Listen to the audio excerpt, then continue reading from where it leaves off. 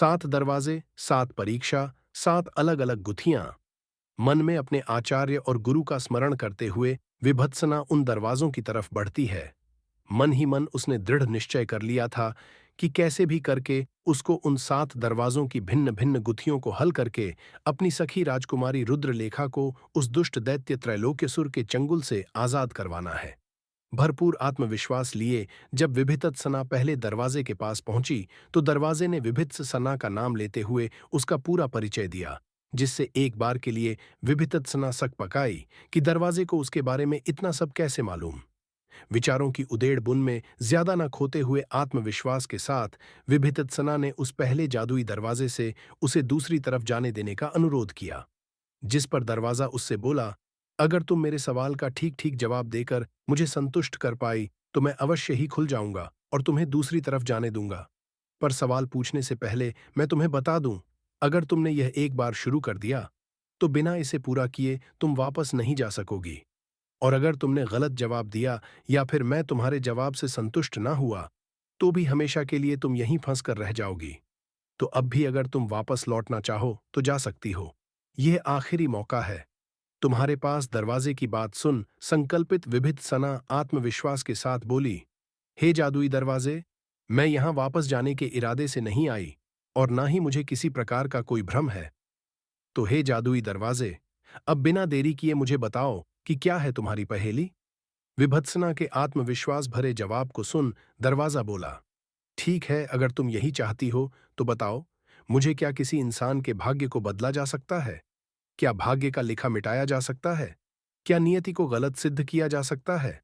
दरवाजे की बात सुन कुछ देर रुककर विभित्सना बोली, हाँ, भाग्य का लिखा मिटाया जा सकता है और नियति को गलत सिद्ध किया जा सकता है। दरवाजा बोला, कैसे? तब विभित्सना पूर्व में घटी एक छोटी सी सत्य घटना उस दरवाजे को सुनाना प्रारंभ करती है।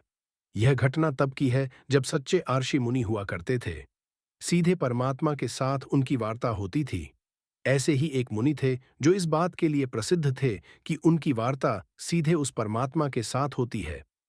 एक दिन जब मुनि गंगा तट पर ध्यानस्थ थे, तभी रोती हुई एक स्त्री उनके पास आई और गिड़गिड़ाते हुए बोली, हे महात्मन, मेरी कोई संतान नहीं है। लोग मुझे बांझ कहकर चिढ़ाते हैं। क्या आप भगवान से पूछ सकते हैं कि क्या मेरे भाग्य में संतान सुख है? संत ने ध्यान किया और भगवान से पूछा तो भगवान बोले, उस स्त्री के भाग्य में कोई संतान नहीं है। जब संत ने यह बात स्त्री को बताई तो वह बहुत दुखी हुई और बोझिल हृदय से बहते नेत्रों के साथ वापस अपने घर लौट गई। कुछ दिन बाद एक अन्य साधु उस स्त्री के घर के पास से आवाज लगाता हुआ जा रहा था, भूखे को रोटी खिलाओ और बदले में जो चाहे वह ले लो। साधु की बात जब स्त्री के कानों में पड़ी तो वह दौड़कर बाहर आई और साधु को आवाज लगाकर अपने घर बुलाया और उसे अच्छे से भोजन आदि करवाया। उस स्त्री की सेवा से खुश होकर जाते हुए साधु ने उस स्त्री के कहे अनुसार उसे संतान प्राप्ति का आशीर्वाद दिया और चला गया। कुछ ही दिन बाद भगवान की कृपा से उस स्त्री ने गर्भधारण कर लिया और तय समय पर एक स्वस्थ संतान को जन्म दिया। कुछ साल बाद जब भगवान से वार्ता करने वाला वह मुनि स्त्री के गांव से गुजरा तो उस स्त्री को उसके बच्चे के साथ देख वह बड़ा अचंभित हुआ। आश्चर्य के साथ वह भगवान के पास गया और बोला, हे प्रभु, आपने तो कहा था कि उस स्त्री के भाग्य में संतान नहीं है, फिर यह कैसे हुआ? मुनि की बात सुन। भगवान ने मुनि को एक थाली और एक चाकू दिया और कहा, अगर तुम्हें जवाब चाहिए तो इस थाली में इंसान का मांस लेकर आओ। मुनि गांव गांव घूमा और लोगों से कहा, भगवान ने मांगा है, क्या कोई अपने शरीर का थोड़ा मांस दे सकता है? लेकिन कोई भी तैयार नहीं हुआ।